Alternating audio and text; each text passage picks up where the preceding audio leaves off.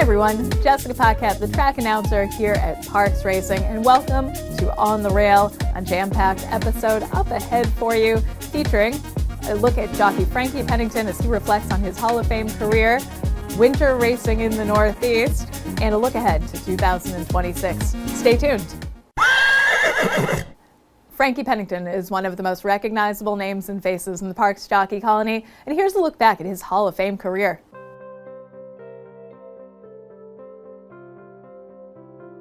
Hi everyone, Jessica Paquette, joined here with Frankie Pennington. It's our Hall of Fame spotlight. Now 10 years ago, you got inducted into the Parks Hall of Fame. Tell me what it meant back then.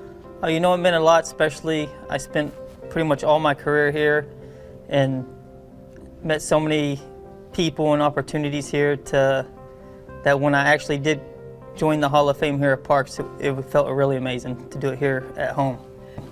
Now looking back throughout your Hall of Fame career, who's the best horse you've ever ridden?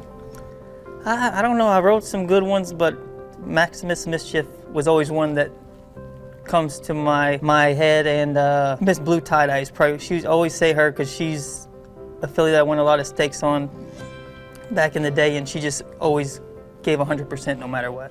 Now riding a horse like Maximus Mischief, and I think his name's a tongue twister too, what's it like seeing his offspring go on to be so successful and to get to ride some of them? It's amazing, because I remember when riders would ship in to ride the big races and Mike Smith say, I rode his daddy and that, and then you look back and I'm going, man, I rode his daddy, and you see his babies, they're all doing so well. It's really amazing.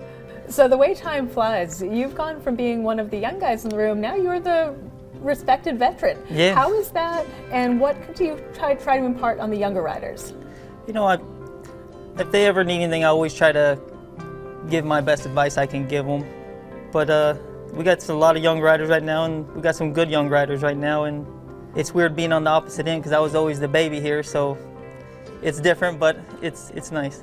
And how do you feel your business and your riding has changed as you've gotten a little bit older? Yeah, I mean, I feel like when I was younger, I definitely wanted to go. Now where I'm older, like I like to ride the nice one. Now you've had such a long and successful career. What do you credit for all of that success? The horses. I mean, honestly, the horses. My agent Robert Martell does a great job, and the trainers that gave me the opportunities. And let's talk about Bobby a little bit. You've had such a long relationship with your agent, and that's not always the most common thing in this industry. And how has your relationship kind of stood the test of time? It's amazing. I mean, I moved in with him since I was 16, and we started off as friends and work buddies, and now we're like family. He's great with my kids. My kids love him, so it's pretty amazing. That is amazing. Well, here's to the next 10 years of success. I'm Jessica Paquette. This is Frankie Pennington. It's a Hall of Fame Spotlight. Winter racing in the Northeast is not for the faint of heart. We caught up with our track superintendent a couple of years ago, but it's always a relevant feature to look back at all of the work that goes into making our track safe in the winter. Maintaining a track in the winter is not for the faint of heart. These tracks in the winter in Northeast are at the mercy of the elements. So tell me what your day-to-day is like dealing with the track. Well, we put 3 shifts on, and we have a race crew during the day, then we have a second shift that comes in, and then we have a third shift that comes in. And it's basically just keeping the material moving to keep it from freezing. It actually freeze dries at some point. But once it thaws, it's going to get real wet again, and then hopefully it'll dry out over the next few days. Now, you're explaining to me before we came on air about the cushion you're looking for. Tell me how much cushion you're looking for in the track on a regular basis. Generally, it's 4 inches, 4 1/4, something like that. And we have about an inch back now, so we have a ways to go before we get back to where we should be. We had a great year in 2025 here at Parks, but I am excited for what 2026 has to offer. Here's a look ahead. 2026 is the year of the horse, and here at Parks, we're excited about a full year of exciting live racing action. February, March, and April, Monday, Tuesday, and Wednesday, our normal schedule. Though our post times get a little bit later in March, we'll switch back to the 12:40 first post. Then join us in May. Friday, May 1st, Saturday, May 2nd, live racing for both Kentucky Oaks and Kentucky Derby Day. And then Saturday, May 16th, it's the second jewel of the Triple Crown, the Preakness Stakes. We'll have live racing that Saturday as well. On to June. Saturday, June 6th. It's the final jewel of the Triple Crown, the Belmont Stakes. But more importantly, it's Bark at the Park. Basset Hound Racing returns here to Parks on Saturday, June 6th. Then join us for our lone Sunday of the year on Sunday, June 21st, and celebrate Father's Day with us right here at Parks. On July, we have another weekend of racing. Saturday, July 18th, it's Pennsylvania Day at the Races. Then we're out of office for the Parks summer break beginning on July 23rd until August 14th.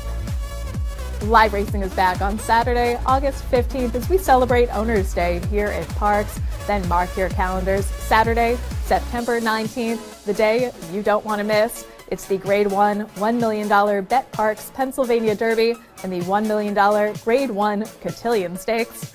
Following Pennsylvania Derby Saturday, the next week is off of racing.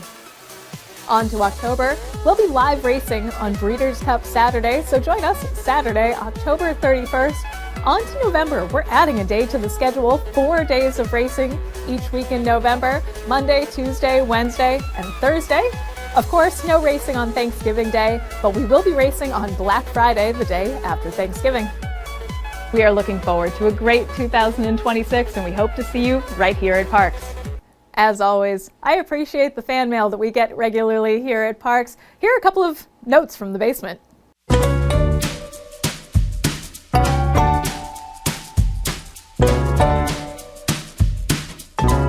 Let's start with, hi Jessica. I took what I think is a compelling yet tasteful nude today. If you're interested in seeing it, happy Tuesday. I declined. Compounded by the god-awful Jessica Paquette attempting to race announce. Thanks to Holly for posting the truth. Park's race caller is horrible. I always mute her calls. Listen to the start of a race yesterday, mute.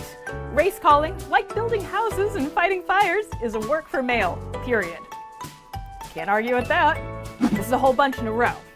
I wish I loved anything as much as Jessica Paquette loves posting pictures of herself. Love yourself like Jessica Paquette loves getting her picture taken. Jessica still sucks as a race caller. Find someone that loves you 1/10 as much as Jessica loves herself, and you'll have a very happy life. I hope this person has exactly the life that they deserve. How about working on a deeper voice so we can stand listening to you?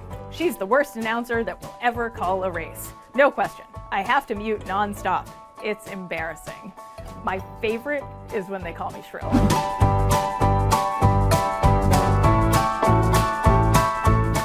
Thank you for watching. We're excited to bring you more action behind the scenes here at Parks. Be sure you follow us on all of our social media channels along with YouTube so you don't miss a minute.